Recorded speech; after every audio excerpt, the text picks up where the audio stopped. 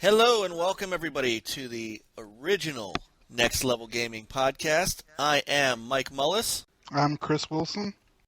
And I'm Sean Foster. Want to welcome you guys to our brand new podcast. A couple of old guys we are, the three of us, right?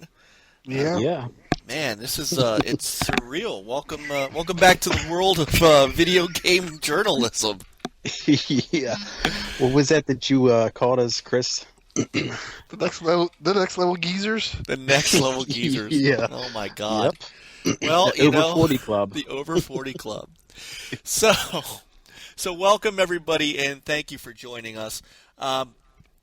We are the original of the Next Level Gaming, and you say, why are we original? What's that about? Well, if you look on YouTube, there's like half a dozen Next Level Gaming YouTube channels out there now, and you know, all due respect to those guys, I'm sure they do a wonderful job, but we had that name first. Back in 2001, we created a website called Next Level Gaming, and we were basically one of the big boys. We covered news, we did previews and game reviews, and spent, man, how many E3s did we spend, gentlemen? I mean, Oh, God. I've been to a handful. I think Yeah, between same us here. all, 10 or 12. We were there for the big moments. And I was the guy goes far back as I went to the one in Atlanta. Oh, wow. yeah. So, well, what happened was, and we'll give you guys a brief history of how we got together originally, because the three of us here are the originators of that site. Now, Chris and I were writing for a Dreamcast website called Dreamcast HQ. You remember that, Chris? Yeah. That's an oldie but goodie. It is. We didn't own it, but we wrote for it. And Sega went from the Dreamcast to its 20-year spiral downward into obscurity. And sorry, I had to throw that in there. I'm so sad. But that's for another time. So we decided that we were either going to stop what we were doing and kind of get out of the gaming journalism bit, or try to make it on our own and do our own thing. So we created Next Level Gaming, and Sean came aboard like just about at the beginning of it, and man, we went till 2007, and then Chris took it a little farther. How long did you go once I retired out? I don't say probably a couple more years, and then it was probably, I don't know if you look back, I think it was 2010s when it really started falling off, where life became too much That's to what happens. to keep going with it. So in our heyday, it was pretty much that Xbox, PS2, GameCube, into the Xbox 360, PS3, Wii time, and that was when gaming was just taking off. Those were great consoles to cover, and thankfully the Internet Wayback Machine at web.archive.org has a bunch of our pages still archived there, and it's been surreal as we've been getting this podcast together to go back and look at some of the stuff that we've done, guys. I mean, the E3 reports, game reviews of stuff that is actually still out there on Metacritic and things, even though the site itself doesn't come up, and interviews with people. I don't know if you guys remember the commentators from NFL 2K? Yeah. Yep. You remember, we interviewed those guys, and we still have it. It's amazing. And so what we're trying to do here is we're going to bring you what we used to do in print, and we're going to try to do it in a podcast form. And hopefully this works out really well. We're going to bring you guys the news.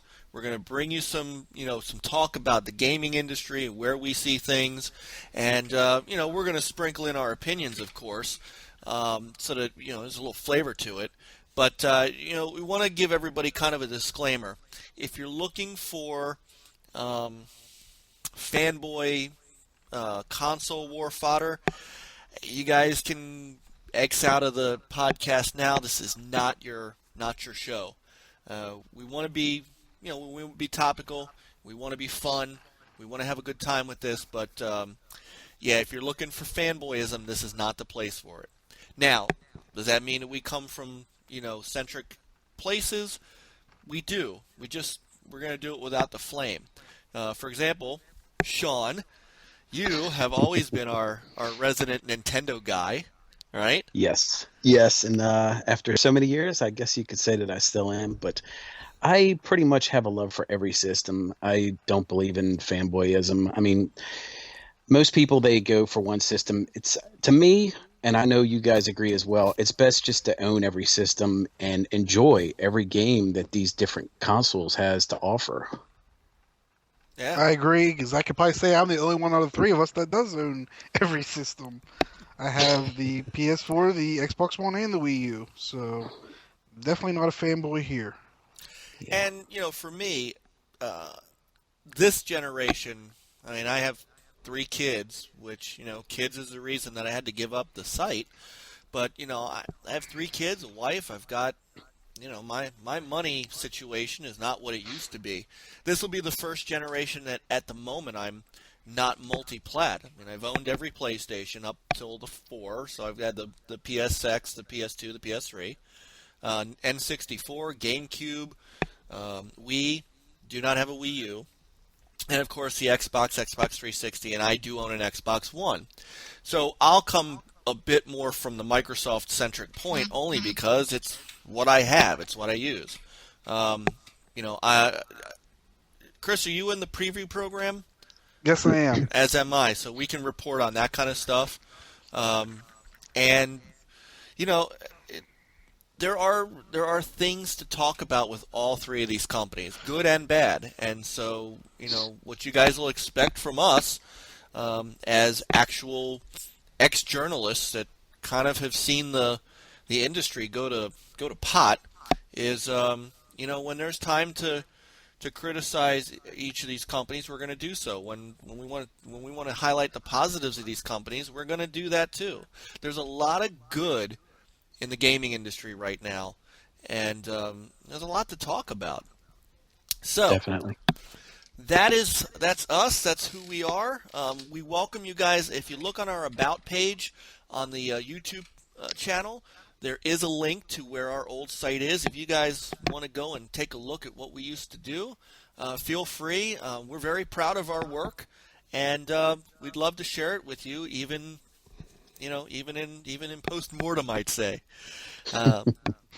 So, gentlemen, let's get to it. First and foremost, we picked a heck of a time to launch. It is Pre-E3 week. We're talking about a week from now. Microsoft, EA, and Sony are all having their press conferences. Microsoft going first, EA going second, Sony going last. And actually, the night before that, Bethesda, for the first time in their history, are doing a press conference, which is going to be very interesting. And then a PC-specific press conference, which is also the first time that I've known. CES shows have always been kind of PC-centric, but this is the first time I've seen an E3 PC-specific game conference.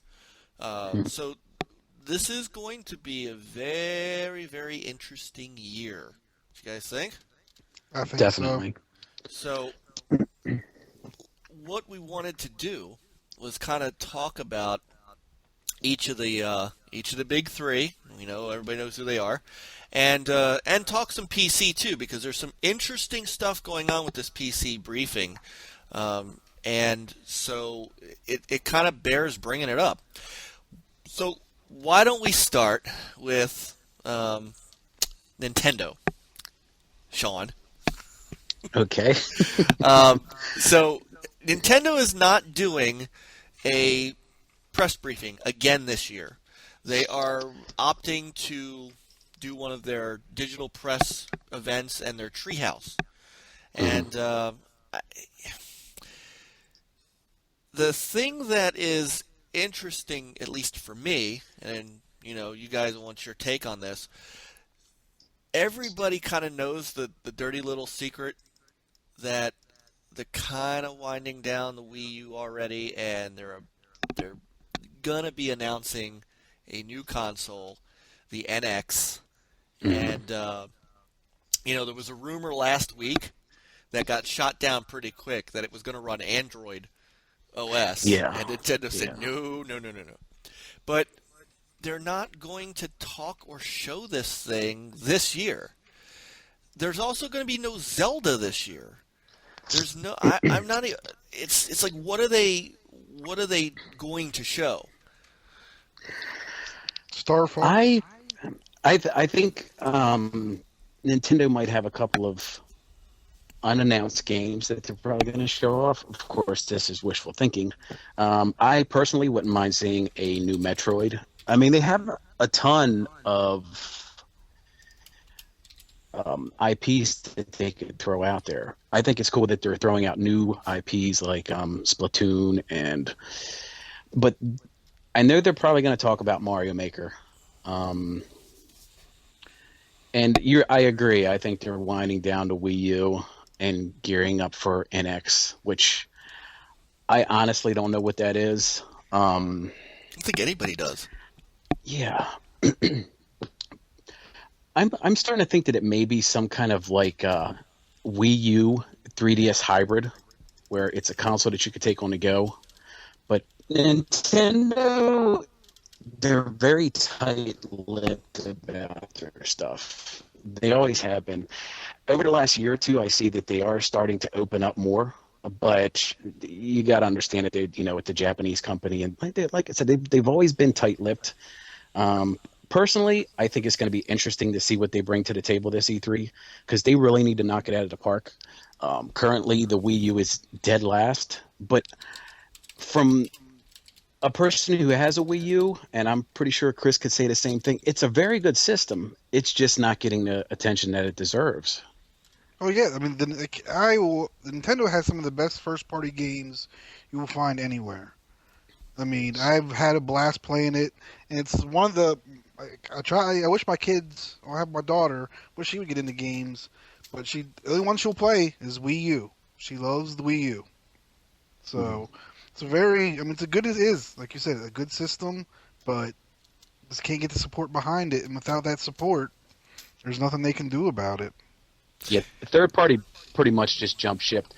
One of the good things, though, is that they're really taking to the indie scene.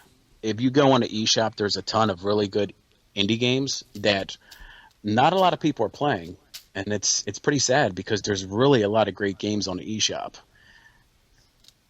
Well, yeah, and it's but it is almost by necessity.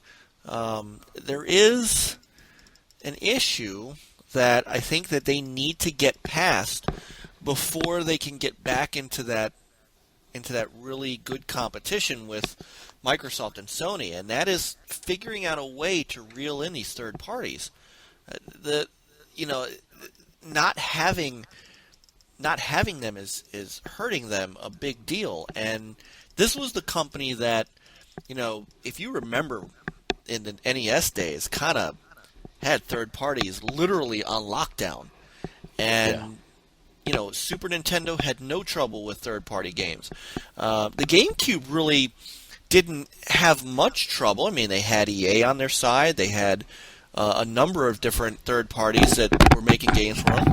You get to the Wii, and you had EA making games for them and such. And now, I mean, the Wii U, I really can't even name more than 5 or 6 third parties that you see games out for.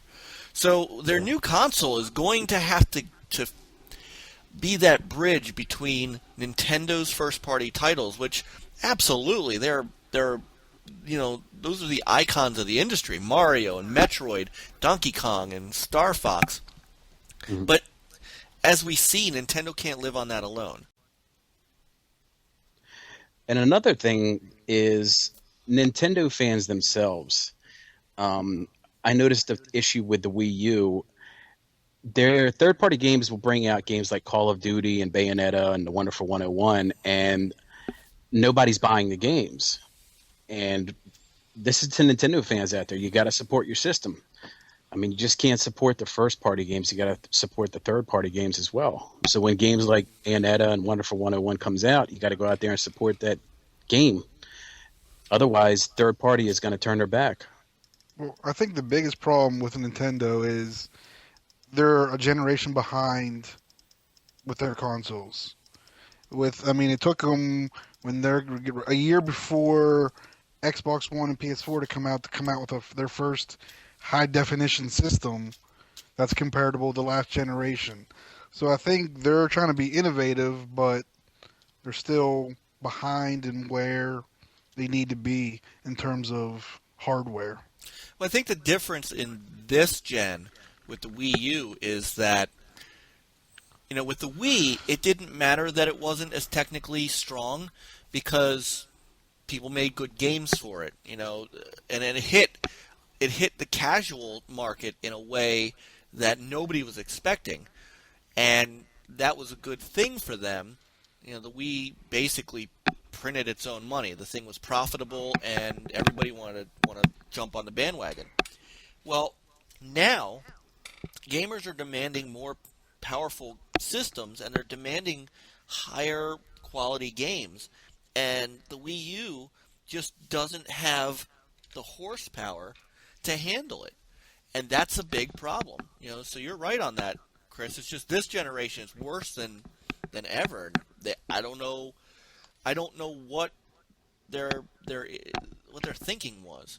In fact, if everybody remembers, when they announced the Wii U, many people thought it was just an accessory for the Wii. Yeah. And yeah, so that's something that they're going to have to address. I just don't know. Getting back to E3, what do we think they're showing? If they're not going to show Zelda, now you said Mario Maker, so we have that. We're definitely going to see Star Fox. Star Fox. I think there might be a couple of other games that they're going to show off because they have to. I mean, we're a couple years in and we haven't even seen a Metroid game, and that's a pretty big seller for Nintendo. And I think Retro needs to dust off the. They need to show something. I agree. So, in addition to the games, they're also doing some things surrounding E3. They're bringing back the World Championships. Mm-hmm. Remember back from what was it, the '90s? Fred Savage going with the glove, traveling to California. Well, they're doing the big. They're doing the big Smash Brothers tournament, right? Isn't that funny video from Reggie? Yeah. Oh. Hey man, look. Say what you want about Nintendo as a company and Iwata and what they're doing over in Japan. I remember, and I think we all do. I think we remember when Reggie got that job, and yeah.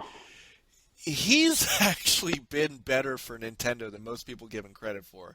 And he can make a video.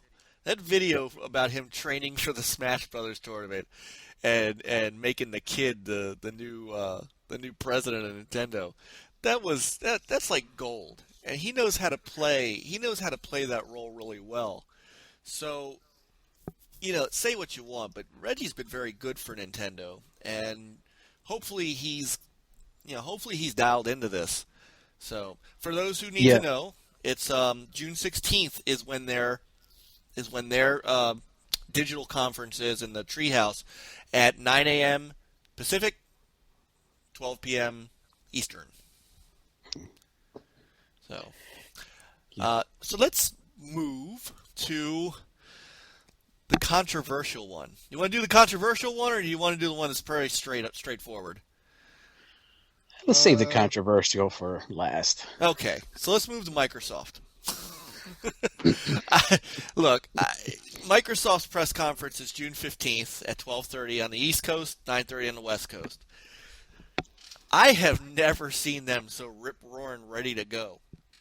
Um, they're, it's funny because while we're going to be, kind of that news site that covers all the platforms, um, this particular podcast and maybe the next one could be very Microsoft centric because all the news that is coming from E3, with the exception of game reveals, which we'll talk about in a little bit, most of that news is coming from Microsoft's camp. I mean, the Xbox briefing is supposedly so massively filled with content that they actually had to move stuff out of that conference and move it to Gamescom, which for us older guys, to remember there was no Gamescom when we were growing up with the Xbox and 360, so this is kind of a new thing too. But they've got so much going on that they actually had to move stuff. And today, Remedy kind of announced in their video that Sam Lake put out about their 20th anniversary coming up in the fall that they've pretty much taken Quantum Break and they're moving their new Quantum Break gameplay footage to Gamescom. So, Microsoft has been announcing stuff pre-show, like everybody else, which to me is also kind of weird. But they've already put out a teaser trailer for Rise of the Tomb Raider. They have semi-leaked Forza 6. There's a Forza 2 expansion we'll talk about in a couple minutes that they announced that's actually due out tomorrow. And a number of Gears different of War. things. Yeah, the Gears of War thing, which hasn't actually been announced but leaked. They've got all this stuff that's been out and in the public realm in one way or another, and we haven't even gotten to their press briefing yet. Phil Spencer on Twitter has been exceedingly confident that they are going to have, and they've said it a few times now, the best Xbox lineup they've ever had at E3. That's bravado. You got to say that. Well, I think this is the first year where they can strictly focus on games, and it's going to be a big focus on games and not all the other distractions they've had the past couple of years of trying to figure out what they're going to do and what they want to be. And now that we see that where the TV aspect of it pretty much wasn't what they wanted it to be and all that, they can strictly focus on what the gaming part of it is. Yeah, and I got to say, I think Phil Spencer is probably one of the best things that's happened to Microsoft over the last couple of years. So I'm actually looking forward to seeing what he has to show. I agree, and I think that after E3, I'd like to talk about the whole Phil Spencer aspect, because Chris, you said that this one's going to be very game focused, which it is. But if you remember, last year's E3 press conference was very game focused. I don't think they talked. They didn't mention a word about Connect. They didn't mention a word about features or non-gaming stuff. It was just like game after game after game after game. And I think this year, they said that HoloLens is going to be there at E3. I think they're going to spend a little time on that, and I think they're going to spend a little time on Windows 10 and DirectX 12. I don't think you're going to see like slides and technical jargon and stuff, but I think that they're going to kind of start putting the stamp on what they want the Xbox One to be now versus, Chris, as you said, and rightfully so, what they wanted it to be when it first launched. Because obviously, we can sit here and we can debate till the cows come home whether or not we thought the original vision for the Xbox One was a good one, whether we thought, the aspects of video and TV and, and the features and all that were things that we liked about the console, and we can go back and forth about that all day long. But the bottom line is the gaming community didn't want it. Right now, Microsoft's picking up some steam with the Xbox One. The sales are getting better. I think they've come to the right price point now. But let's call this as it is, man. They're way behind when it comes to worldwide sales against Sony, and a lot of that has to do with casual gamers not jumping into next gen yet, because the Xbox 360 is still an incredibly competent console, and Microsoft is still to this day marketing it. They even have a summer bundle out, which I think is a mistake, because I think it draws attention away from the Xbox One. But Sony came in with a plan, and they took advantage of some things Microsoft did not do, and in this territory in North America, they're 700,000 or 800,000 ahead. They're a few 100,000 ahead in Europe, and overall in the world, they're almost at 2-to-1, if not 2-to-1. So Microsoft's got a lot of work to do, and this is where I think they want to really put their foot down and try to reestablish themselves as where gamers go, and try to reverse some of what's happened since 2013. Yeah, definitely. And also in Japan, Microsoft systems for some reason just don't sell that good. Sony and Nintendo is just killing over there. So that territory is I don't think any of them are really. What's really killing over in Japan is mobile. Yeah. Portable's still doing pretty good too. Yeah. New 3DS is selling like hotcakes over there still. I consider that mobile as well. Apple sells well there, which is strange because it's an American-made company. I find that the Xbox just never got its footing in Japan, no matter what Microsoft threw at it. And so I think they're more or less writing that off at this point. I think Microsoft is kind of coming back to where they think they are the strongest, and that is UK and North America. And I think that's where you're going to see them really try to fight. My gut feeling has always been that they don't really care if they sell PS4s in Sri Lanka and Microsoft doesn't. If they sell in territories that Microsoft doesn't touch, and Sony picks up a lot of console sales there. I just think, in my honest opinion, that Microsoft is an American company. I think this is the territory where they are most comfortable, and honestly, this is now the highest selling territory as far as games go. Where it used to be Japan, it's now not. So I think that coming into E3, they obviously have a ton of stuff that they want to show, and not all of it we know about.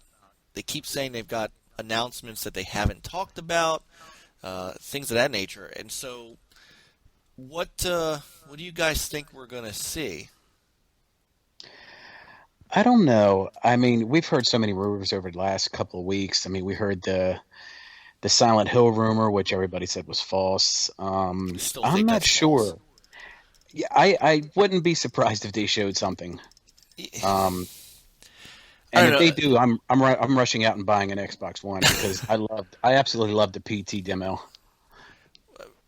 My issue with that rumor was the money.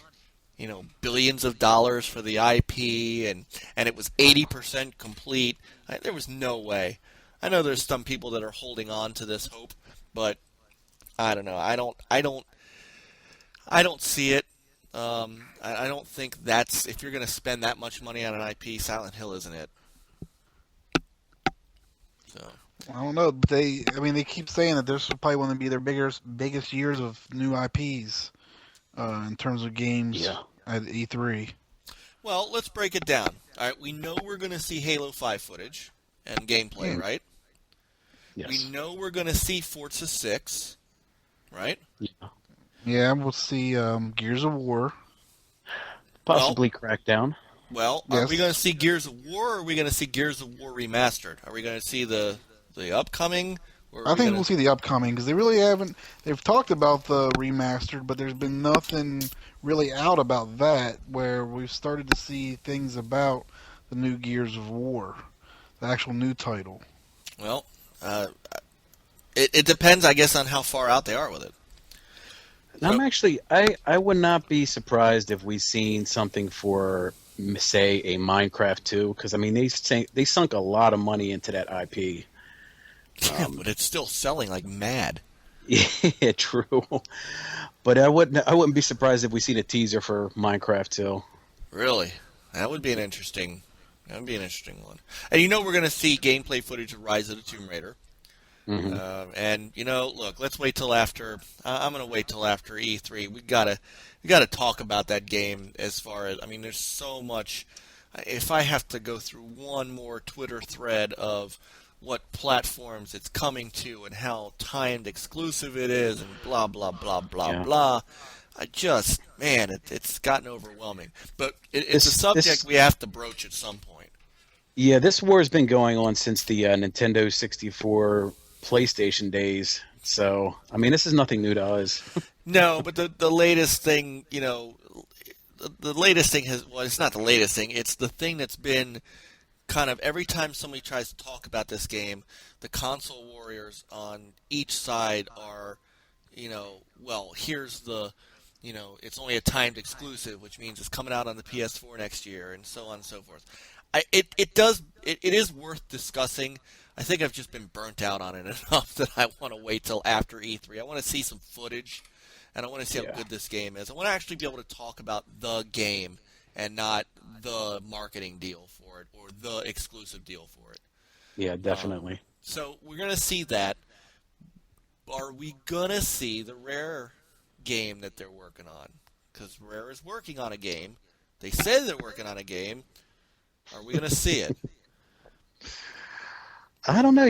We might be surprised. I think that they have a lot of stuff that they're not going to tell until then, and there might be some jaw-dropping moments at this press conference. How many times have we said that, though? I mean, look, okay. To me, when I think of jaw-dropping moments, what do you guys think? What's the one? You guys That'll know be a what I'm little getting different at, from right? you guys. You guys know the type of moments I'm talking about, where Peter Moore is on stage and goes, "The news I have is so big, I got to take my jacket off," and he rolls up his sleeve, and there's Grand Theft Auto 4 on his arm. I mean, that to me is what I consider one of those kind of moments. Hideo Kojima coming out on stage for E3, kind of a big moment. Hey, You the know, way Konami's going, I wouldn't be surprised Well- if he comes out on stage next week right? and is working for Microsoft Oh, or Sony. oh my God, the internet would implode on itself. Good Yeah, God. that is another thing that I'm finding. A lot of these old school guys that we idolize in the industry, they're leaving these companies. Like, I mean, this is one thing that we haven't even covered. This whole Konami Kojima thing. It's Oh. just been. Yeah, that's odd. You know. I mean, they both have been good partners for so long and created such great games in the Metal Gear series. For this the fall apart like it has is just odd. And that's something that I think also post E3 we ought to get into and talk about, because it is kind of, Konami in and of itself bears discussion at some point, because there is some weird stuff going on at Konami, period. Their shift to mobile, I don't know if you noticed, but on the press conference list, they're not on it. Yeah. Bethesda, Electronic Arts, Ubisoft, and Square are, but they're not. But getting Even back, even go ahead. even Capcom announced today their E3 lineup, and it's very very slim. I mean, a lot of these giants that we've grown up with are just really starting to. I don't know what the word for it would be, but it, there's other companies that's overtaking these guys. Like Absolutely. back in the day, Konami, Capcom, even Acclaim for a short period Oh, of time. Okay, geezer. hey, you know what? Those guys were our friends, and Yep. I still remember that call the day they closed, and Yeah. that's a story that maybe we'll tell in one of our kind of retro kind of discussions. I had a lot of love for Acclaim, and it was very that them closing their doors the way they did was a sad moment, and it was very surreal. I mean, we had just Yeah. gone in. We had just gone to New York to see them like 2 weeks prior. It was just so Yeah. weird. So anyway, Definitely. but I want to get back to to Microsoft. So we're gonna see all this stuff. So Sean, you're thinking. Oh, I know what we're gonna see. We're gonna see Plants vs Zombies. There you go. That came out Yeah. today, a teaser. And at the end of the teaser, they actually said they're revealing it at the Microsoft press briefing. So we're going to get our first look at whatever the new Zombies or Plants vs Zombies is, and it could be Garden Warfare 2. It could be a new title. We don't know. But look, they've got 90 minutes chock full of stuff. Like you said, Sean, you're saying we could be in for some jaw dropping. Yeah, I think honestly from all three companies because I don't know. I just feel it in my gut. Oh, and I don't feel forget it in my old Scalebound. gaming gut. We're going to see Scalebound too, hopefully. Yeah. You Yeah. know, if Kayama is if he's got enough stuff, to actually show. I think another thing we'll see, and it's probably not going to be a big thing, but I think we're going to see a new interface or a new UI for Xbox One, or at least some changes or updated one. Well, they are Yeah. they are launching Windows 10, in July, and then later on post summer for Xbox One. You're right. Yeah. So I think And I'm we'll see something from that at E3. I'm just going to throw this out there because I don't know. It's my own personal thing. I would not be surprised if we saw a slimmer Xbox One. Already? Yeah. Because Well, that thing is the size of a VCR. Well, that So- too, and you got to look at it. Like the easiest way to look at it is you get the Xbox One, you get a PlayStation 4. Well, how can the PlayStation 4 be just as powerful and have an internal power supply when the Xbox One you still have the good old brick that you have to have with it? Yeah, but all right, and you can speak to this, Chris, because you have them both. Like when my Xbox One is on, now I sit 13 feet from my TV. I can't hear it at all. Like I don't even know it's on. Is the Same way as my PlayStation 4. okay? It's just as quiet. All right. I mean, I will. Hey, that's also a great thing to talk about going forward, especially if they do redesign. But remember, though, the slim models? I don't think, and correct me if I'm wrong, because I did not get a slim Xbox 360. But was the brick I'm pretty sure it still had a brick. 'Cause Yeah. I did. I don't have think a slim. model. I don't I've, think a uh, slim console is necessarily going to automatically get rid of the brick. I've had all three. I had the S, and then I had the last one that looked like kind of Looked like like a the slimmed one. down Xbox One. Yeah, they were all bricks, but I'm thinking more along the lines of cost savings, something slimmer, something a little more slick in design. And Plus I'm they're of gonna- course I'm going to say this about the PlayStation 4 too. I also think that they're probably going to do a redesign of that. Well, I But think with the Xbox that's One, just- they're going to go with your cost savings. I mean, they're going to have to try to do something because of that 350 price point to recover some of that.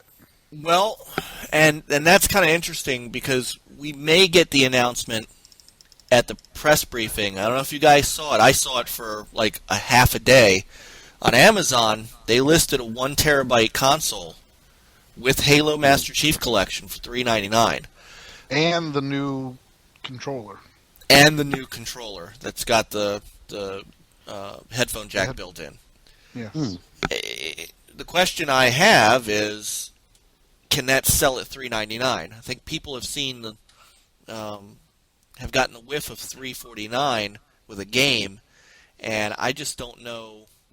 I don't know. People these days are much more focused on the price than what's in the box. And I don't know, man. I don't know if a $399 console is going to make it for them anymore, even if it's got a bigger hard drive.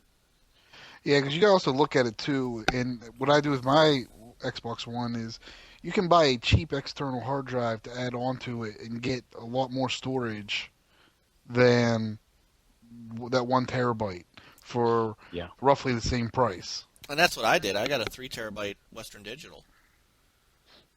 And Yeah, I think that's what most systems are doing now. You can do that with I believe you can do that with the PlayStation 4 now, and No, you can also not do yet. that with a Wii.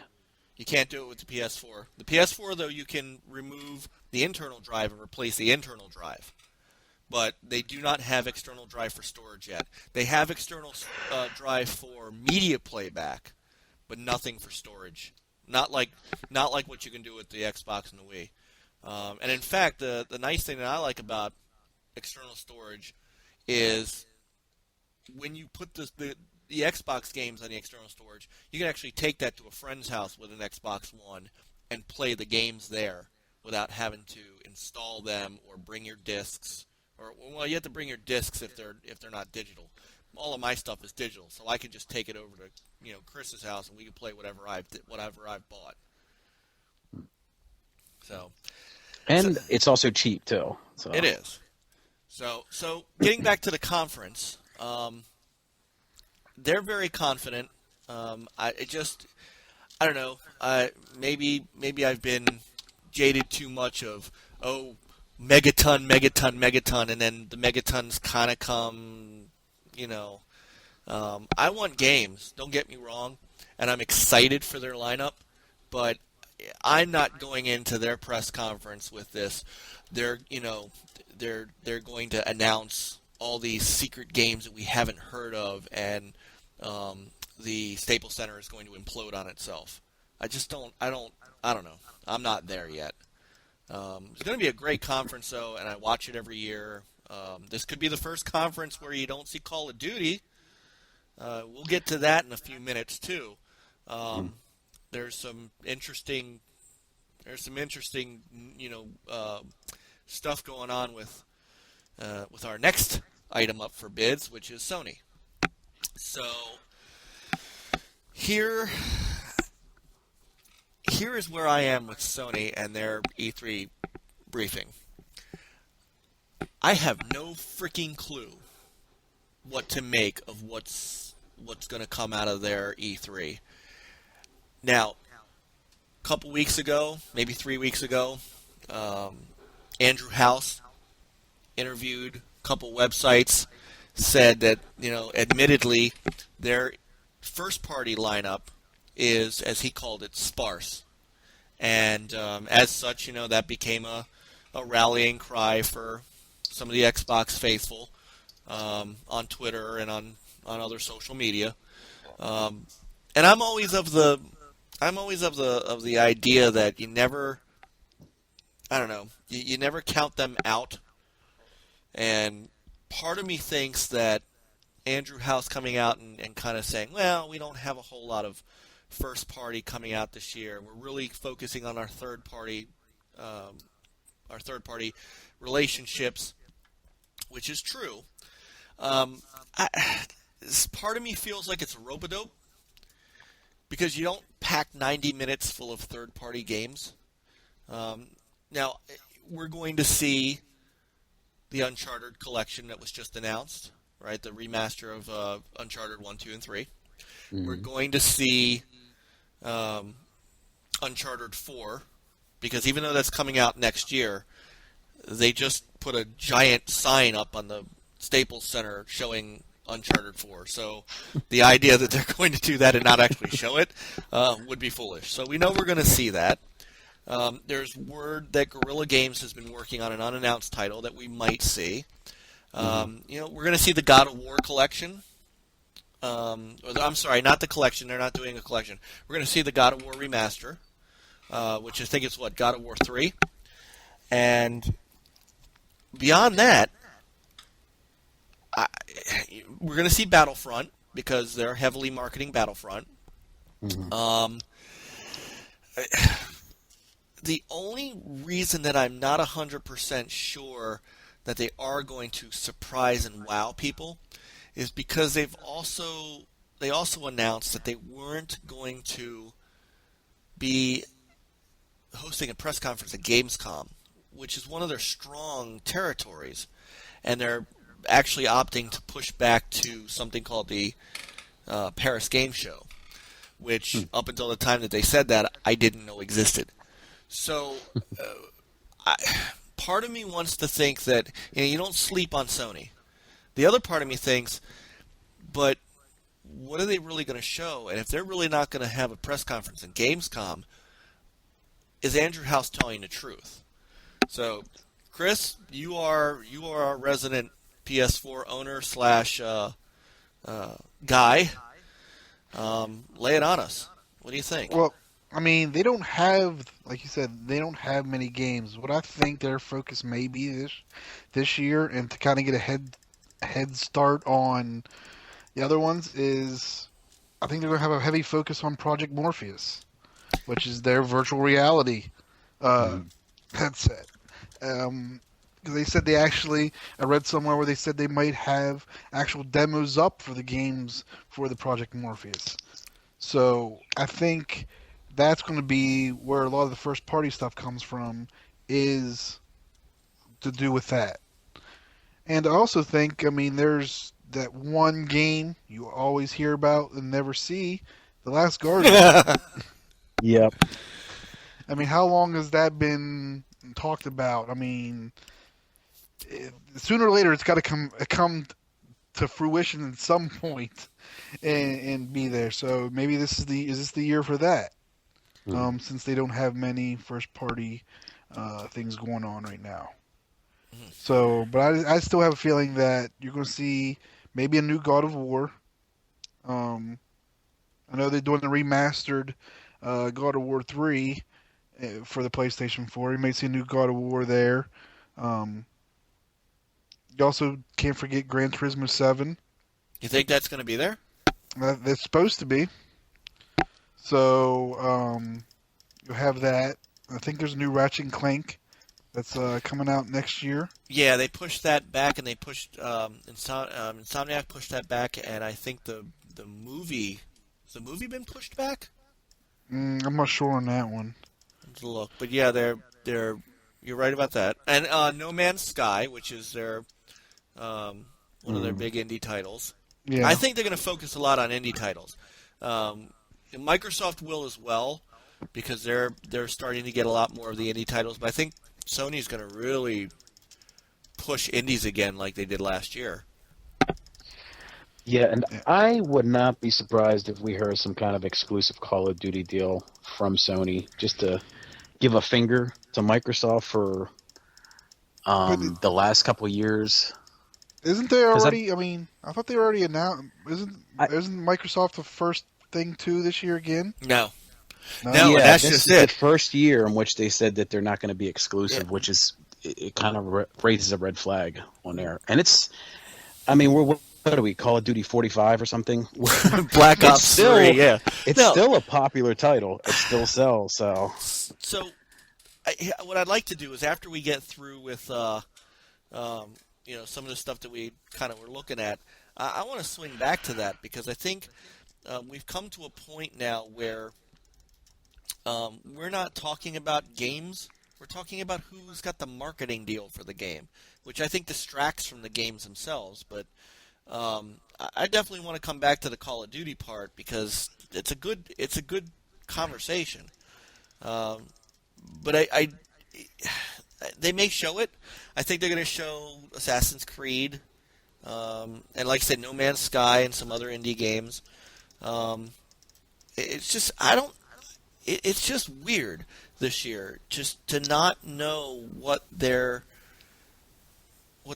real focus is and what they're going to actually show. And you haven't heard a thing outside of Andrew House saying they're sparse. You've seen Microsoft stuff, you've seen some Nintendo stuff, but you haven't heard a thing about Sony's showings, and that's just kind of weird. And then You you also have also to wonder. I'm sorry, Chris. You have to go wonder ahead, Jim. about the Vita as well. I mean, is this the year they finally put the PlayStation Vita to rest? Well, I think so. it's interesting that you say that, because the other thing that Andrew House has said in the last 2 weeks is in the North American and European territories, they are now considering the Vita a legacy platform. They are going to market it, continue to market and develop for it in Asia and Japan, where it's popular, but here I think it's dead. And it's a shame. One of my favorite handhelds back in the day was the PSP, and I'll pimp our site again on web.archive.org. You can go on there and you can actually find our PSP review. And I mean, I drooled over that thing. I still have it, and I still got a box full of PSP games that when I'm out on a plane, or if I'm doing something like that, I still roll that thing out.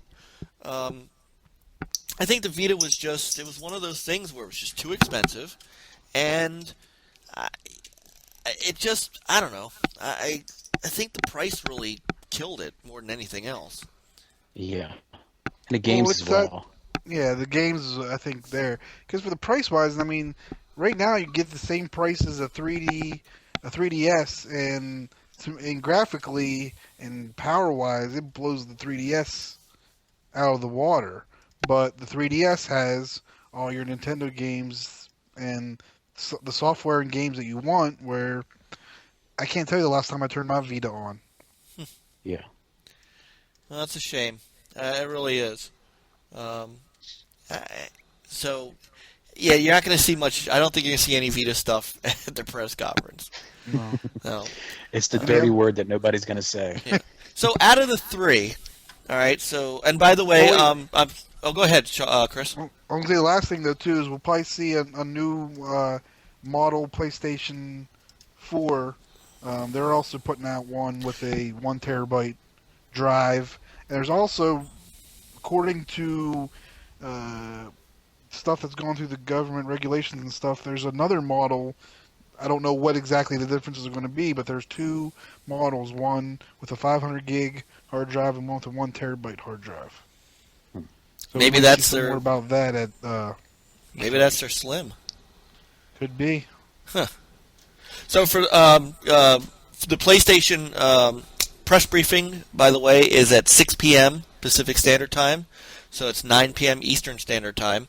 So make sure you're up for that. I know we will be. Between those two, by the way, I mentioned Electronic Arts, but also Ubisoft is on Monday too. And then Square Enix is the next day after Nintendo. It's actually like an hour after Nintendo's. It originally was the same time, and then they moved it up an hour because they didn't want to. So, that's it for press conferences, which is weird. And then PC Gamer is putting on a PC-specific press conference, where AMD and NVIDIA and some PC game makers are going to show off stuff that's PC-centric. And Microsoft is actually going to help co-sponsor the show, and Phil Spencer is going to be on stage during this event. Now, I expect, fully that they're going to talk about Windows 10, and they're going to talk about DirectX 12, and what that's going to do for PC gaming.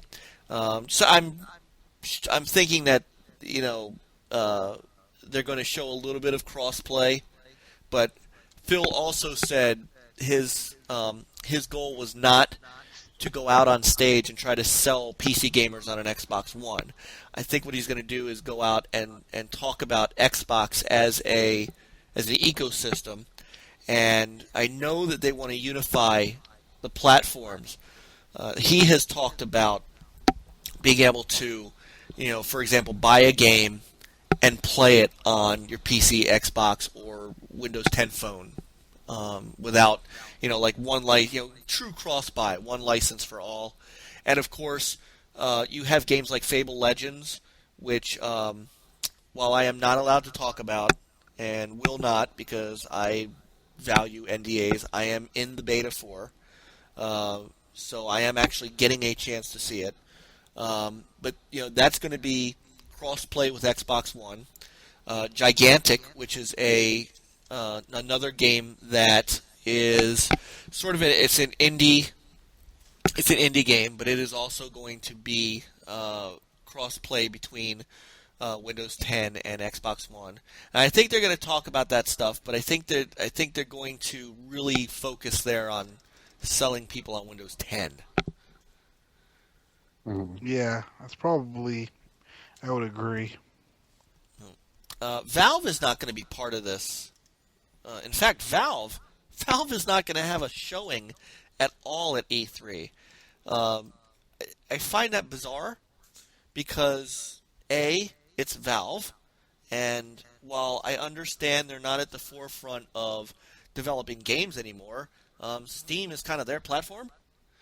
They have Steam machines that are actually coming out in October. They just showed off the controller, and they've just begun shipping Steam VR dev kits for their new HTC Vive platform. So why would you not want to be there? Yeah, that's pretty interesting. But Valve, to me, has always been like Nintendo. They march to the beat of their own drum. Well, this is true. Gabe is definitely his own man. But for people that are hoping, this means you know what game we're not getting. It's never coming. Yeah, I think the Half-Life 3 train is sitting in the station next to the Last Guardian train. Yeah, we might get it in 2045. Yeah, when we're dead. So I mean, it's just I find it odd that they're not going to be there in any capacity. They're not exhibiting. They're not having any presence there. It's just they're not taking meetings. I don't get it. I don't understand. I'm surprised we haven't seen another Left 4 Dead as well. Yeah, where's that been? That's in the same room with Half-Life 3. Right. They're hanging out in gaming purgatory. So these are the kind of the big four. You got it. Microsoft, Sony, Nintendo, the big three. PC has become a very relevant gaming platform, and again, so Steam has brought that about. It's certainly different than the days when we used to PC game, but yeah. So who do you guys think is going to have the strongest showing? Who's coming out of this with some strong momentum? Sean? You had to start with the Nintendo guy. I actually think that all three companies are going to have a very strong showing. I'm looking forward to seeing what Microsoft shows because they have a lot to do to catch up with Sony. And like you said, I think that press conference is going to be chock full of games. So I think that they're going to have an A+ showing. Sony, I'm still not sure what they're going to be showing. I think out of all three, the most interesting and mysterious one is Sony. But for me, I have to go with Nintendo. Surprise. Because I don't know. They just To me, I think it's more of a nostalgic thing. A lot of people were questioning what they did last year, and I honestly thought they had the best showing last year because they pretty much they made fun of themselves. They showed games, and I don't know. I enjoyed their digital conference, and I'm just looking forward to seeing what they show. But I think all three is going to have great showings, so I'm gonna say all three, but give Nintendo the edge. How about that? This is just like old times, man. Hedging your bets, huh? Just like old times. Yep. But I will agree with you. What Nintendo did last year was good. Peace, love, That and was good. Peace, love, and Nintendo. All right, Chris, what do you think? Well, I think based on what we know as of right now, I mean, I can't see how Microsoft can't walk away with one of the best shows, just because we know some great things are coming from them, and like Sean said, they have a lot of work ahead of them to still stay with Sony. I mean, they're making ground outselling the PlayStation 4 past couple of months, but there's still a lot they need to do. So I think they're going to come out with guns ablazing and have a really good show. Sony, I mean, it's hard to tell. We don't know much. I mean, I think they might put some credence into the virtual reality stuff on consoles, but it's hard to tell.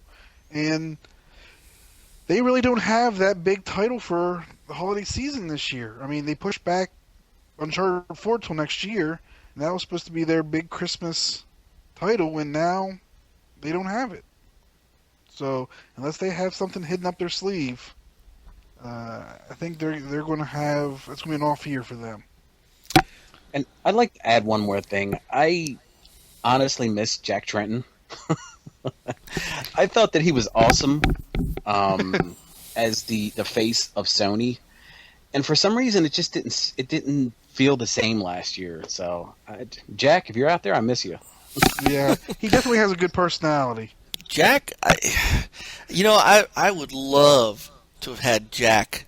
Wouldn't it be like the ultimate pro wrestling kayfabe moment if Phil Spencer was out on stage with the Xbox briefing and goes, "I'd like to introduce you to a friend of mine who's going to be helping us out going forward," and here comes Jack.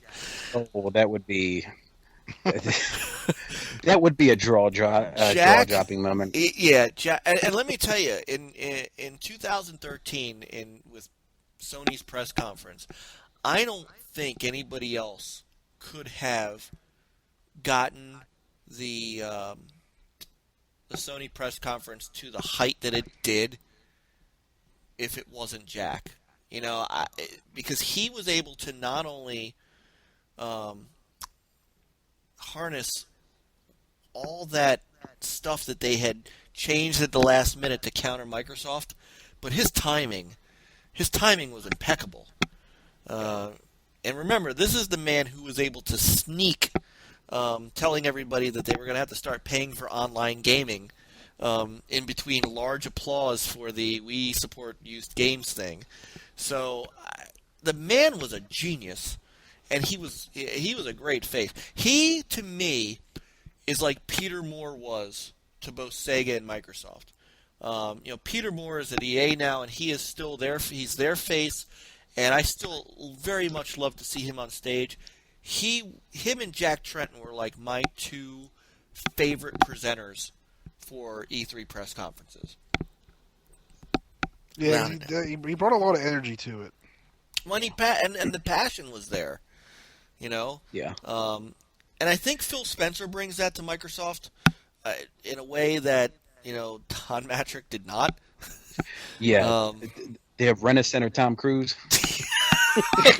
Oh my god. Yeah. Sorry, Oh Don. wow! Leave your comments below. So hey, what did we say? That was Sean. Sorry. What did we say? We weren't going to pull punches here. Um, there are definitely things about all three of these companies that I don't like that we will definitely get into. So, Rena So, Center Tom Cruise. so Good Mike, God. what do you think? All right. So I think that I agree to a good degree with Chris. It would be a complete shock and surprise for Microsoft to mess this one up. It is their. I honestly believe it's their show to lose, but I I just I can't count out Sony.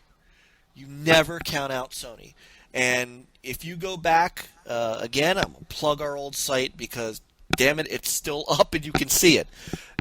Even back then, when we wrote our E3 write-ups, when the Xbox 360 came out and when the PS3 was revealed and then announced in 2000, kind of fully announced in 2006, I said back then, it doesn't matter what anybody else is doing. You don't count them out. And I'm not ready to count them out yet. You don't spend 90 minutes just talking about Project Morpheus and third-party games. You just don't. And I think they're going to have a respectable show. Microsoft, I don't. I'm with Chris on this. I don't know how they don't walk away with the best showing this year. The stuff that we know about, even if we didn't know anything else, even if all we saw were the things we knew about, that's still so impressive, considering what they're working on. So my thought is that Microsoft is going to have the strongest showing. I'm not counting Sony out of this. Nintendo, I'm sorry, Sean. If they were going to show the NX this year, then I would be much more interested in their offerings. The Wii U is just not there, and not showing a Zelda game is going to hurt them.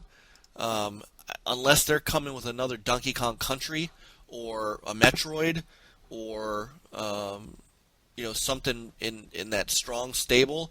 Look, Mario Kart 9 is not going to do it for me. Mario Party 55 is not going to do it for me. They're going to have to get people, really interested. And I'm just not sure with a new system coming out in the future for them. I'm not sure that their heart's going to be in this conference. I just, why would it when they know the Wii U is a kind of a sales failure?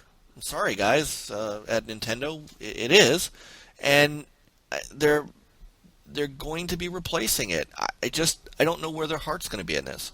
Sony has a lot invested in the PS4, and Microsoft has a lot invested in the Xbox One. How much does Nintendo have invested in the Wii U at this point? So that's where I sit. I would say Microsoft first, Sony second, Nintendo third. So And cheese stands alone. Yep. That's I why always we like love to you, root brother. for the underdog. So. All right, so we have spent a ton more time than I thought talking about E3.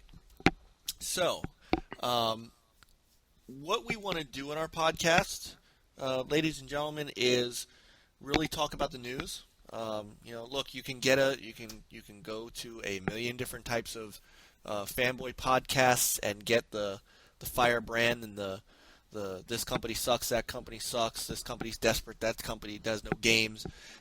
That's not what we're about. We want to talk about what's going on in the industry and talk news.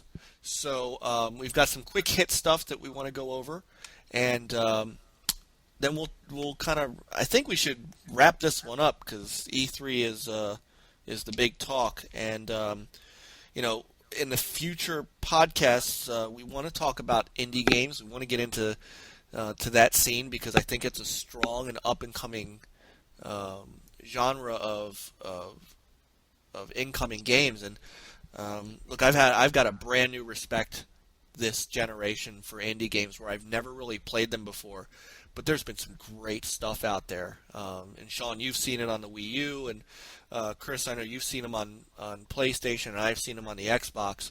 And we want to highlight some stuff for them. So maybe in our weekly, if we're going to do this weekly podcast, we can do like a weekly segment of indie releases, and we get our friend Shahed back in here. Remember Shahed? He's definitely. He's been in the indie scene a lot. He was one of our writers, and I've got some friends that I've made on social media that maybe we can get them to come on and talk with us a little bit.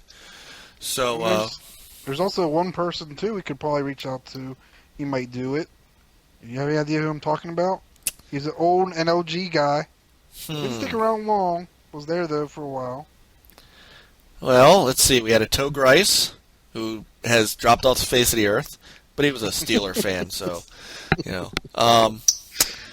let's see. Dan Comer. I have reached out to Dan. I actually have talked to Dan on Facebook. I have. Who else we had? Sorry. Kevin Hillock. All right, I give. Who? Kevin Smallwood. Kevin, and he's been. Yeah, we could talk to him. I'm still good friends with him, and he's still around. So, and I've got some people. There are some friends of mine on Twitter who have been like, "Hey, if you ever need guest hosts, bring them on." So we won't have a lack of ability to get good discussions in here. But maybe we can get the master on too. The master. Good Lord. It's an inside joke for those of you. What's really funny about all this is that here we are talking about the old days, and I guarantee you not a single person that's going to listen to us has any friggin' clue what we're talking about. Probably not. So this is going to be a fun time, guys. But so these are the kind of things we want to do. We want to bring you what's been going on in the week of gaming, and kind of bring attention to what's going on news-wise, because part of the reason we're doing this podcast, for me, I thought when we were doing our website that we were being honest and objective journalists, and I'm sorry, I don't see much of it anymore. I think the industry, and it started back when the Xbox came into fruition and came onto the scene. I think there has been a legitimate bias, just like there was in the old days. There was a Nintendo bias way back in the EGM days when there still is Nintendo, and yeah, come on, yeah, I think you had to give that train up, brother. There's an article that I read today, and I'm not going to give the website away because I'm not going to give this young girl any publicity, but basically she was talking about how she hates Nintendo now, and she went on this 10-paragraph rant about how Splatoon sucked, and then at the end of the rant she basically admitted that she did not have the game. And I'm thinking, why are you going on and complaining about a game that you do not own? And it seems like these days, a lot of people just want to flame to get hits on their websites. Yeah. Or they want to flame just to get their name out there. And that's not how we used to roll back in the days. I mean, if a game was bad, we would say it was bad, but we did not flame games just to get hits to our website. Well, and we've treated everybody equally. I'm an Xbox guy. I have no problem admitting that. But not at the... What the hell is that? What is that? The exception of Aquaman. Well, what I'm... I think we know that game sucks. What I'm getting at, though, is it's not at the expense of... the PlayStation brand. I have no issues with the PlayStation brand. I mean, look, I reviewed PlayStation games just like everybody else. When there was good PlayStation news out there from Sony, I reported it like everybody else. I have no hate for them. I can't stand the fanboys. and there are some things that I don't like that they do, that I understand that they do because they're trying to compete. But I have no disgust for PlayStation. If I had the disposable income, I would have it too.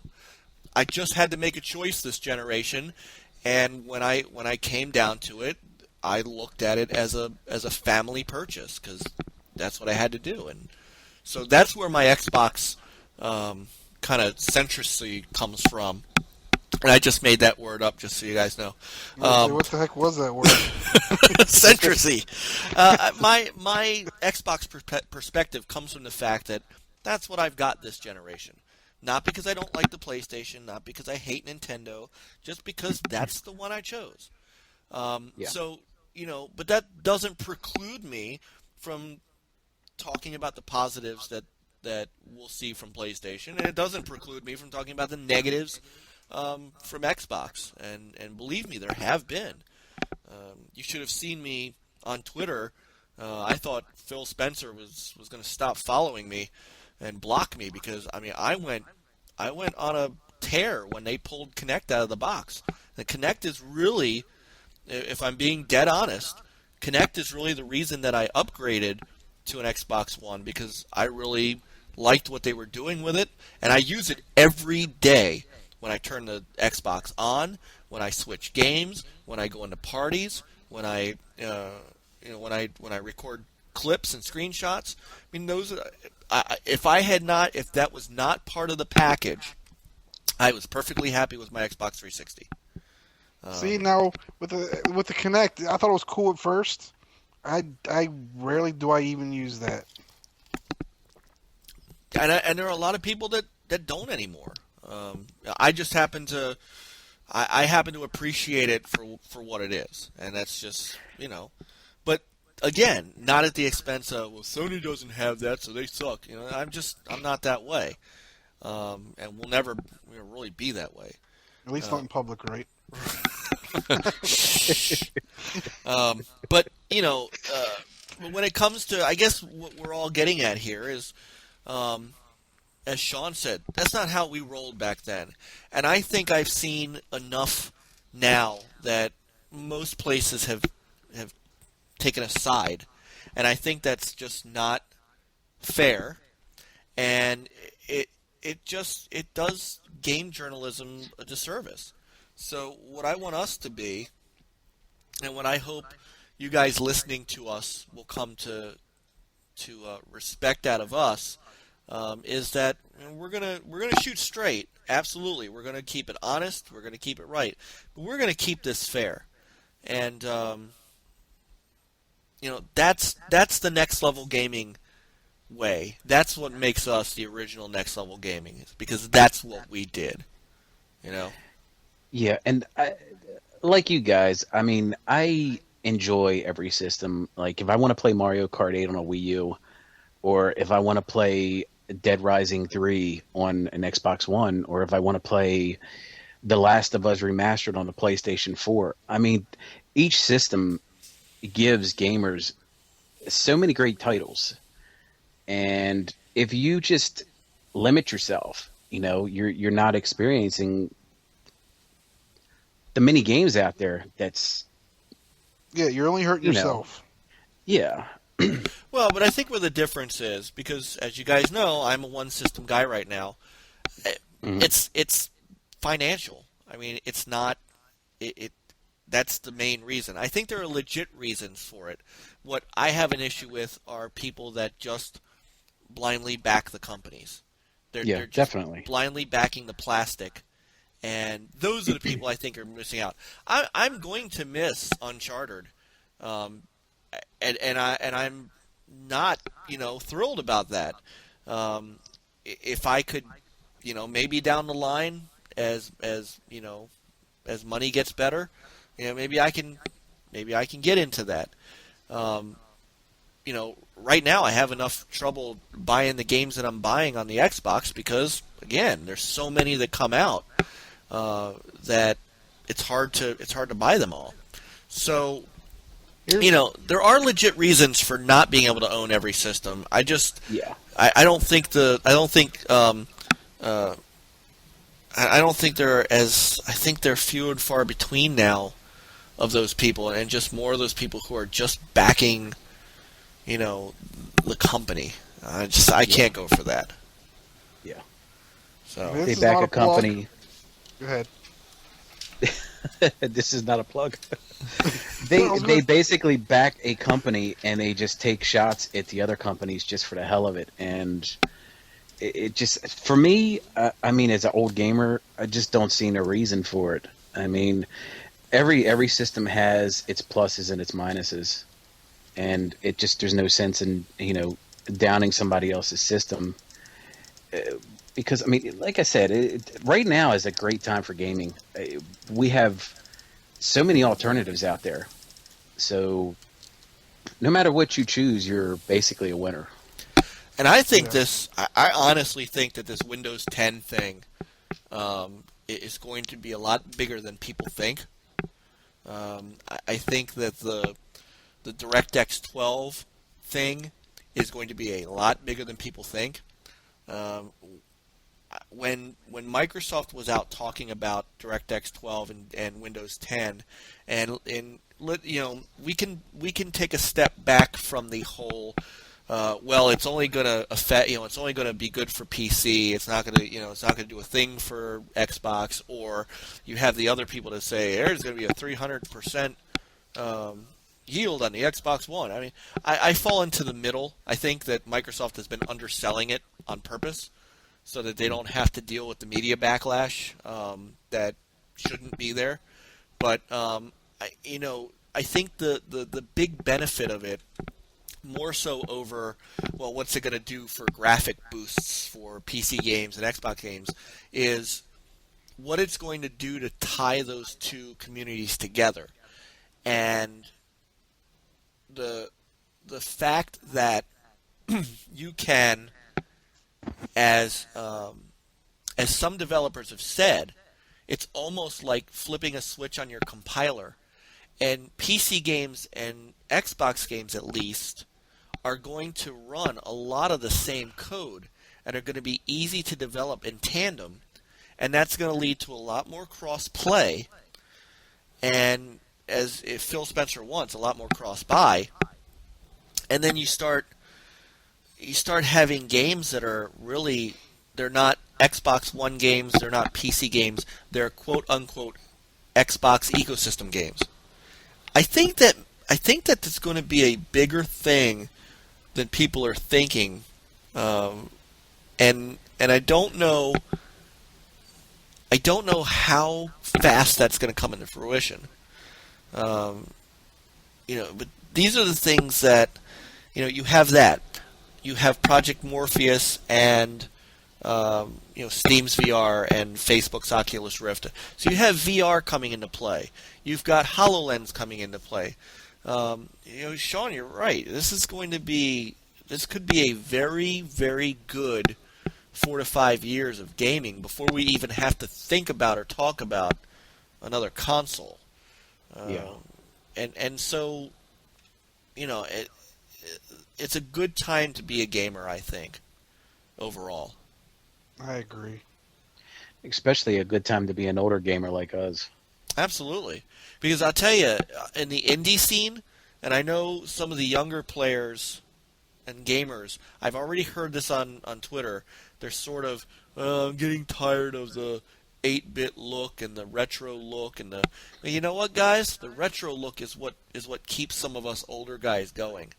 Yep. Um, I, I happen to love the 8-bit look. I do too.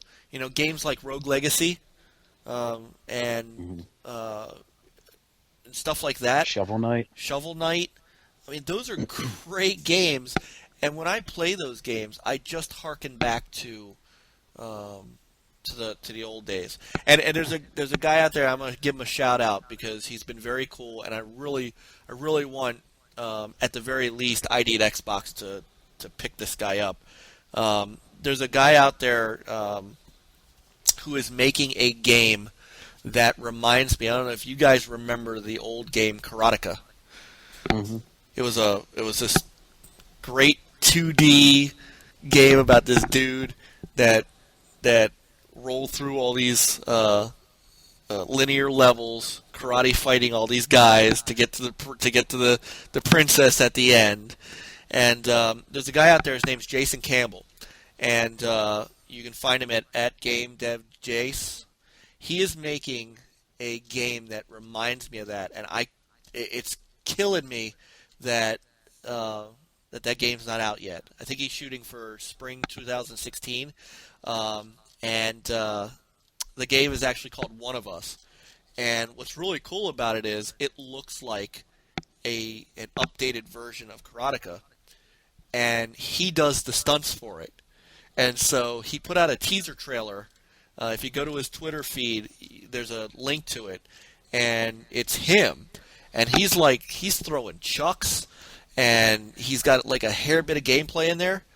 So my overarching point to this is those kind of games that remind us of what the old games were like is really good for us older guys.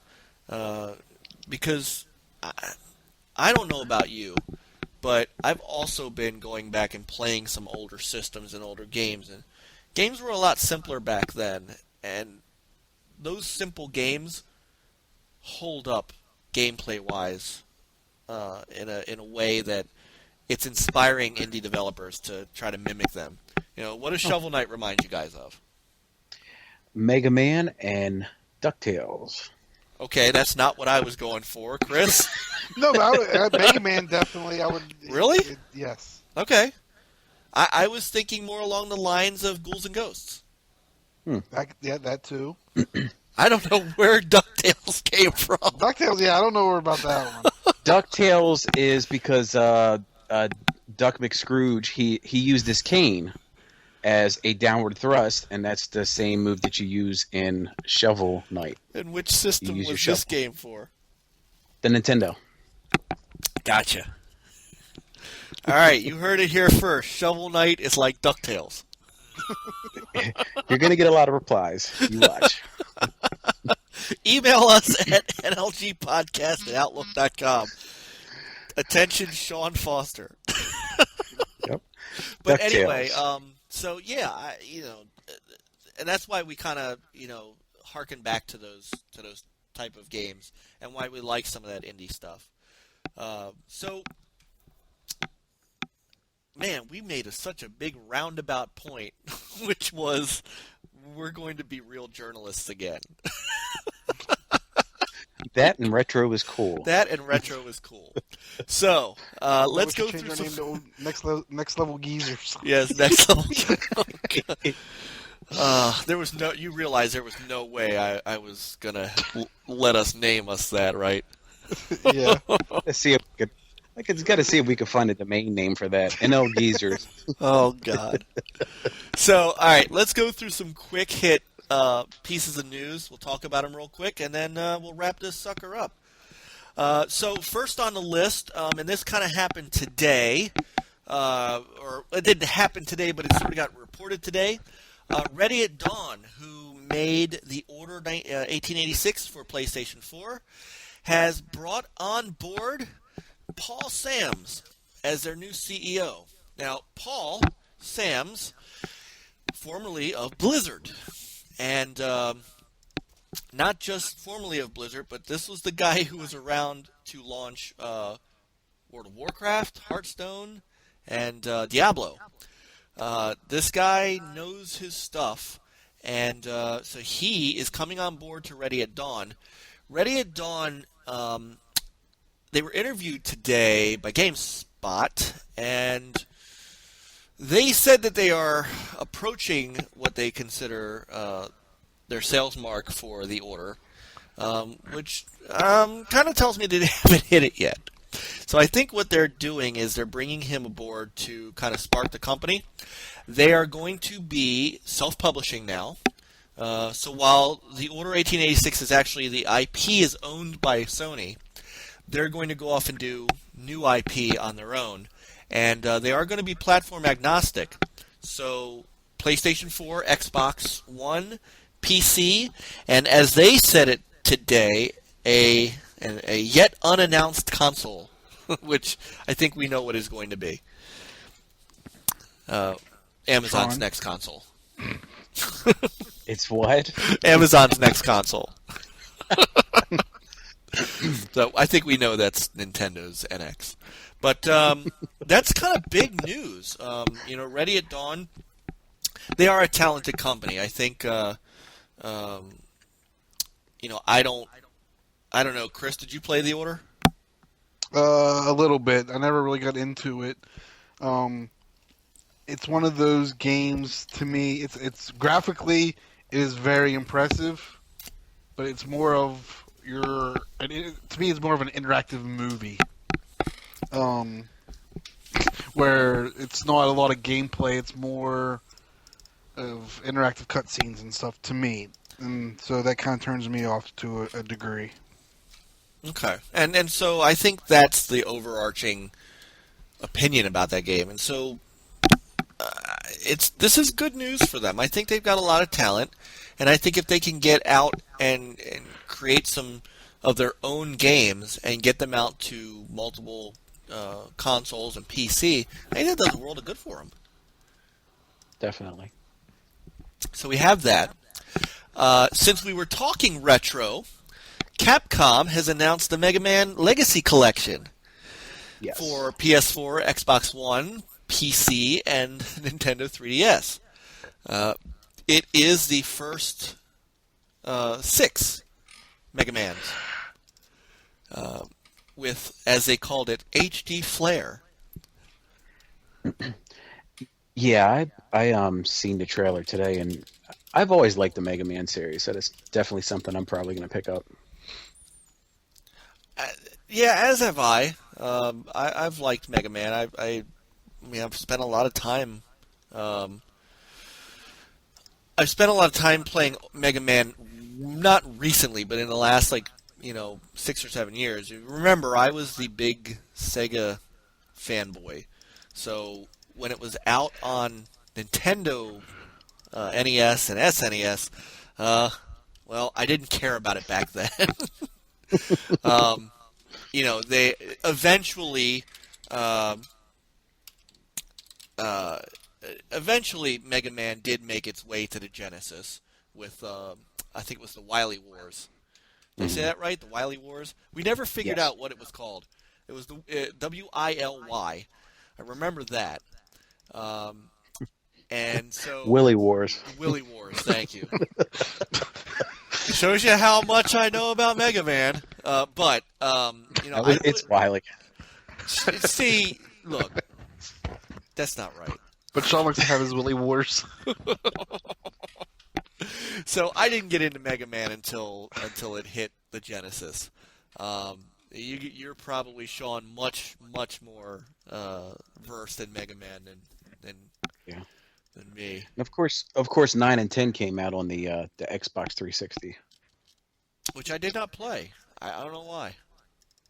So, but long story short, the first 6 games are coming out for next-gen platforms and the 3DS. EA has trademarked Mirror's Edge Catalyst in Europe. So remember the footage that we saw a couple years ago when they teased a second Mirror's Edge. Well, I think we've got our name. Mm-hmm. What the game's going to be like, who knows?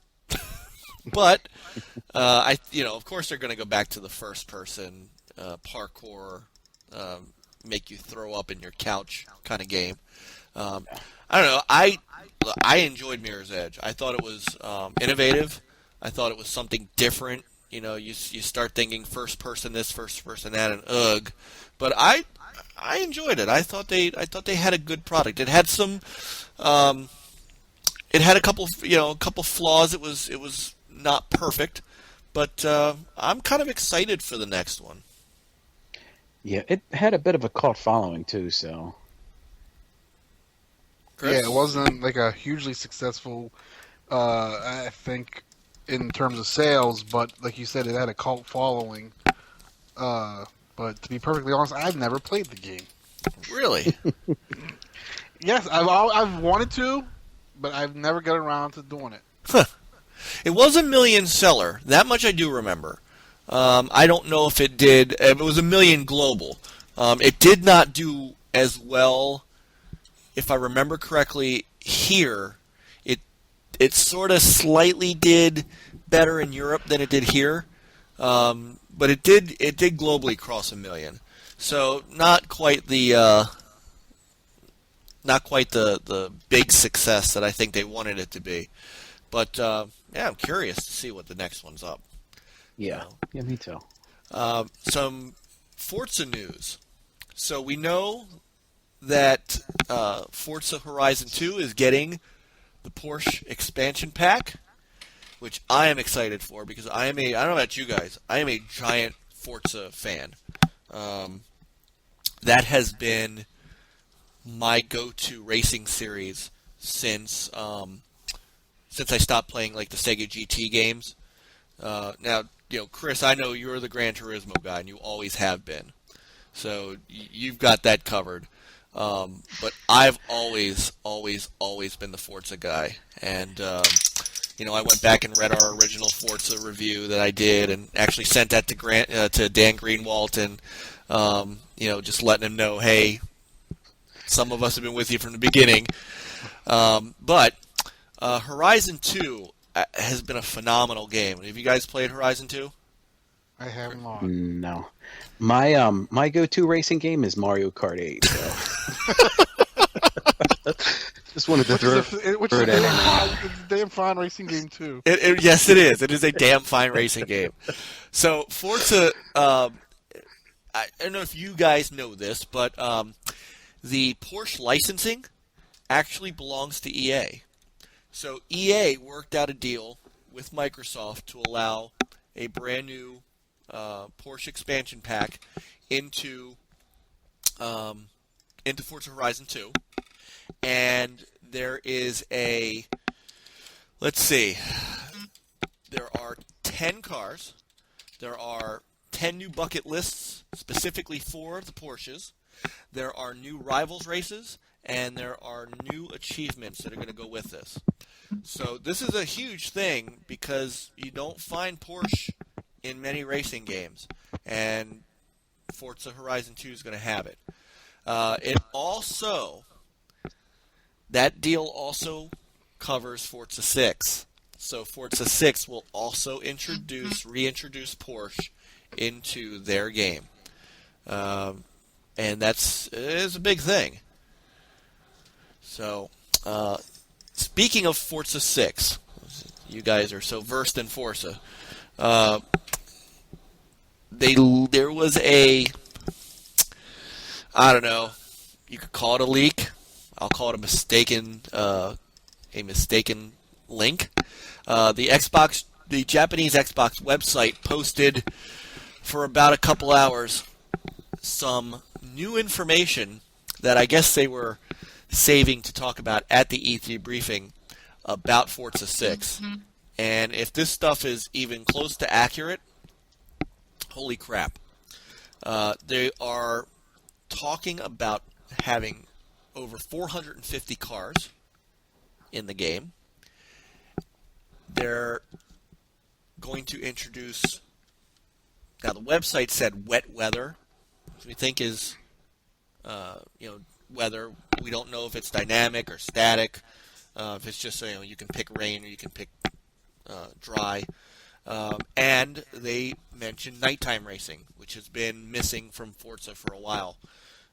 And we don't know if it's dynamic day-night cycle like Forza Horizon 2 is, or if it's just you can pick, night races and stuff. But these are all things that are kind of, they were missing from Forza 5. And if some of this stuff is true and some of these screenshots look phenomenal, 2-player split screen, 24 players online, this could be a giant game. The speculation is this may be one of the first DirectX 10 games, DirectX 12 games, but we don't know much else because they pulled the site down, and of course Turn 10 has said, we'll tell you all about it at E3. So Uh, I mean, Chris, do you have any interest in Forza? I mean, I have Forza 5 for the Xbox One, and I play it occasionally. But I'm not overall. I'm just not a huge racing fan. I like more of the goofy kind of racing, like Mario Kart, Yeah, but that type of game, than the back in the more day, realistic. man, you waxed poetic on Gran Turismo. I did, but that was also back in the day when my anti uh, eye hand coordination was a little sharper than it is now that I'm 40. Yeah, games like that, I just wreck in the walls.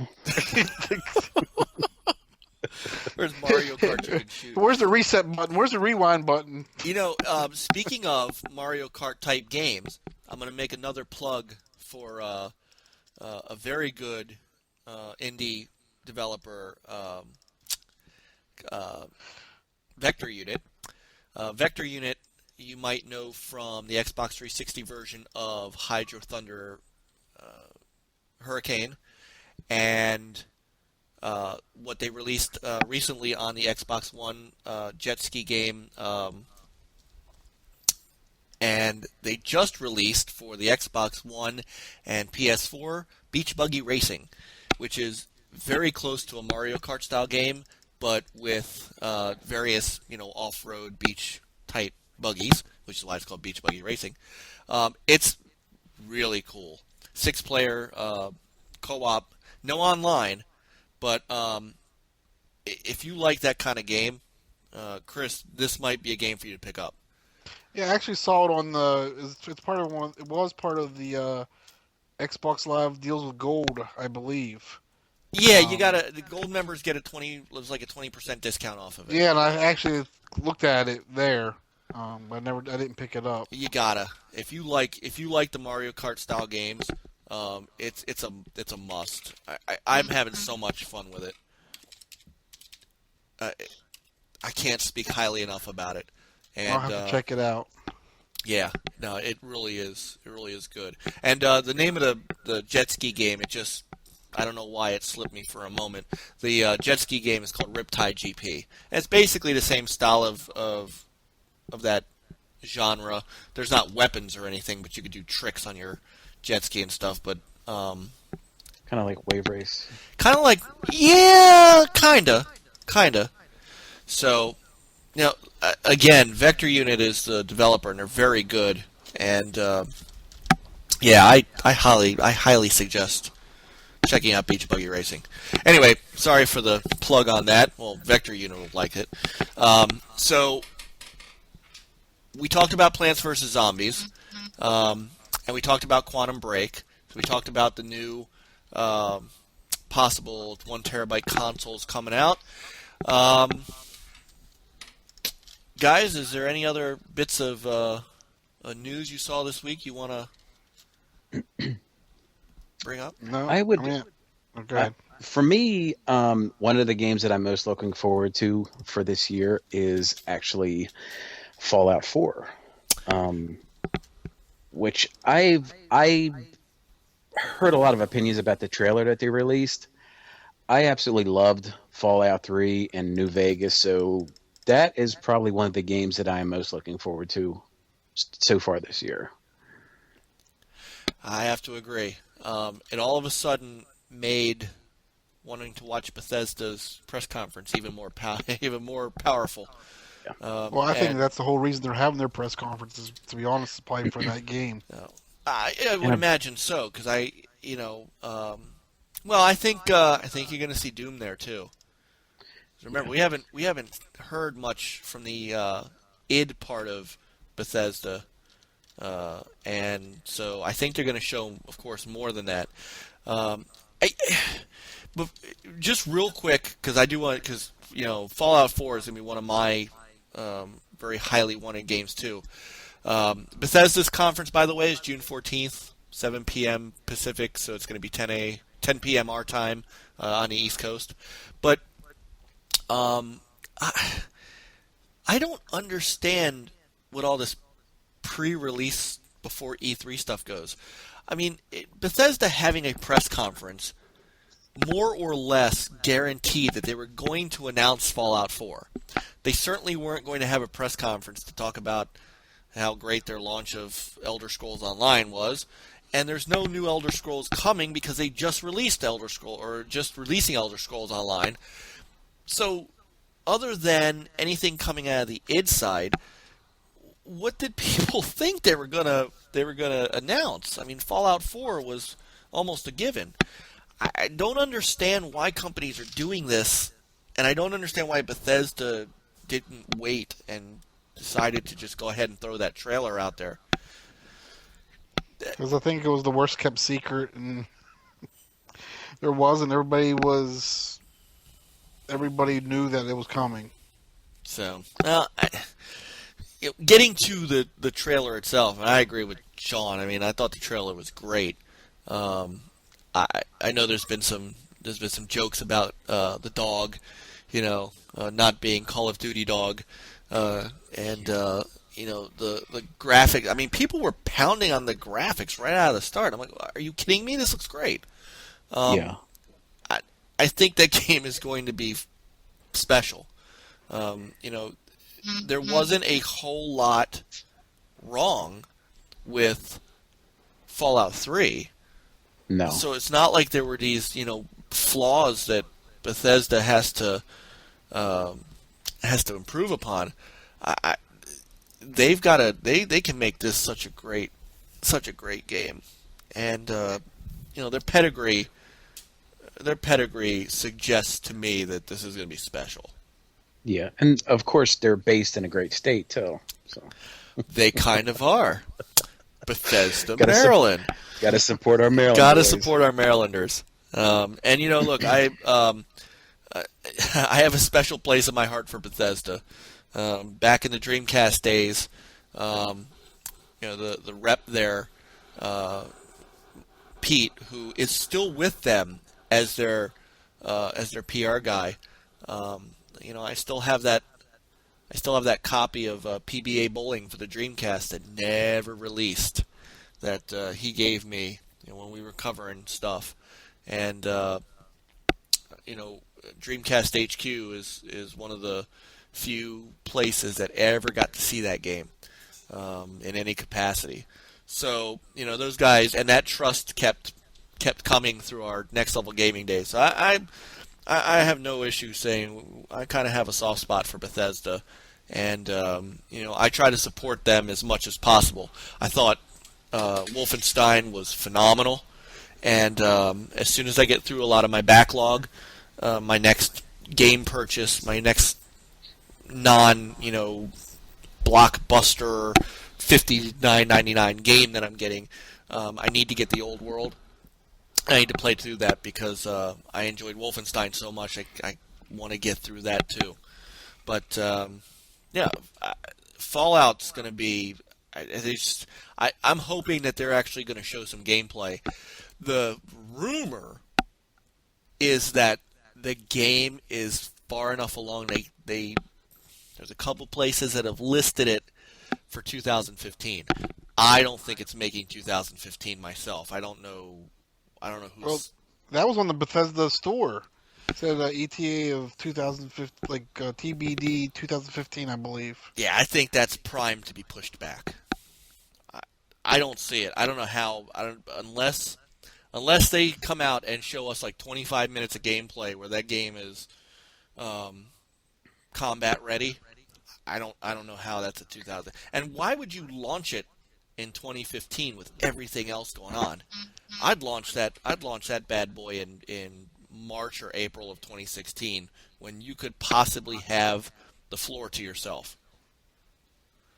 Yeah, well, I'll tell you what, if it does release in 2015, you're probably not going to see me for about a month. So, I think the best news about it is that it's current gen only.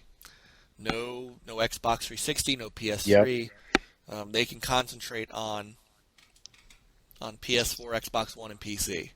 And I think I've finally come around to the fact that I think that's a good thing. I think that's needed at this point. I think that I've loved my 360 for a long time. I have loved my PlayStation 3. I think it is time for people to move up. And that's a discussion that I definitely want to have after E3. When we talk about things like, why the sales are the way they are now, because I do have a theory on where Microsoft is and why they're not where they should be yet. And when we talk about digital versus physical, disc ownership versus downloading games and stuff like that, I think there's some prime discussion to have. But yeah, Fallout 4 is going to be just. I'm looking so forward to their. I'm going to be up, definitely watching their press conference. Yeah, definitely. Same here. So, all right. So we had Fallout 4. We have anything else, gentlemen? I think that's probably it. I'm looking forward to E3. Next week is going to be a great week. I agree. Yeah, I think it's going to be a huge week. So next week, what I'm thinking is, the PlayStation press conference ends at 9. We could try to put something together that night. We could wait till. No, it starts at 9. No, I'm sorry. Yes, it starts at 9. So you figure it's going to be over by 10:30, 11 o'clock. So Nintendo and Square Enix are the next day, and we could try to put something together for Tuesday, and that way we can cover all three. Because I know Sean's going to want to cover Nintendo. Oh, definitely. I don't think we're getting away from that. So guys, I tell you, this has been awesome. I don't know about you guys. I've been waiting for this for weeks. I know I've been pimping this out on on my Twitter feed, and it's surreal for the three of us to be doing this and getting back together and talking and stuff again, and talking games and going through the news and stuff like that, and I think going forward as we begin to really get into the swing of this and refine what we're doing, I think the people out there listening are gonna have something that they can hold on to when they just can't trust the other gaming media out there. So this has been I've had a real good time, and it's been a pleasure to get this thing off the ground with you guys. I just have to say. Yeah, it's been definitely fun. Man.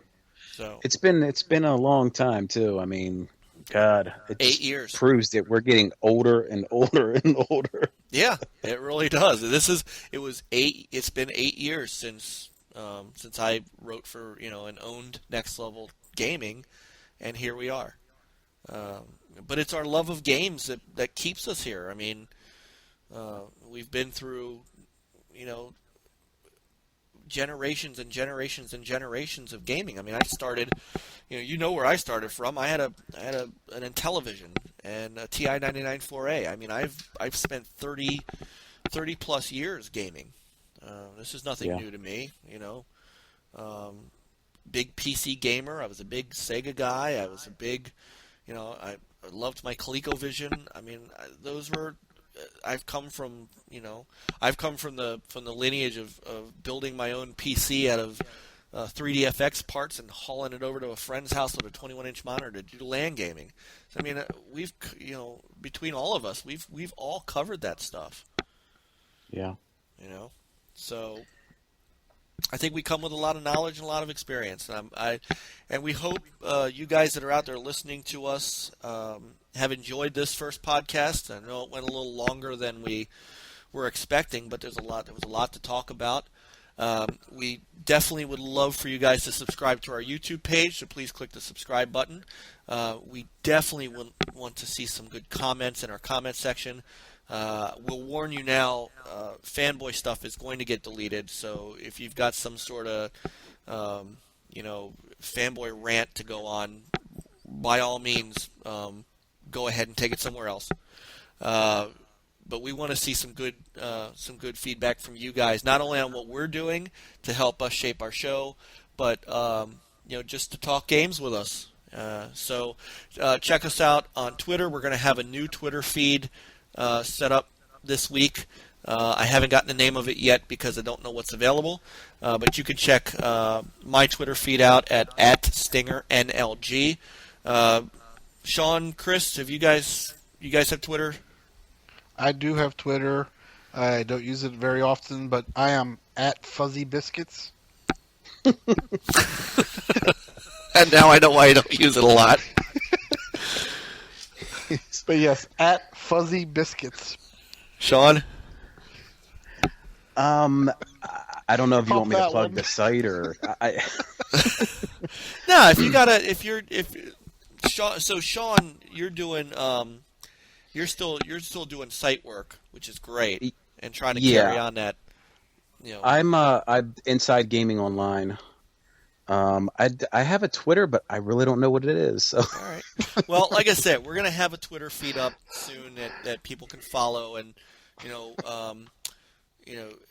and we'll do some things with that. And but hey, everybody, we hope you've enjoyed this. We're looking forward to bringing more to you as we go forward. We're going to refine our way here and try to streamline things and bring some different perspectives to you. And thank you guys all for listening. And we'll see you guys soon. I'm Mike Mullis. I'm Chris Wilson. And I'm Sean Foster. And this has been the original Next Level Gaming Podcast.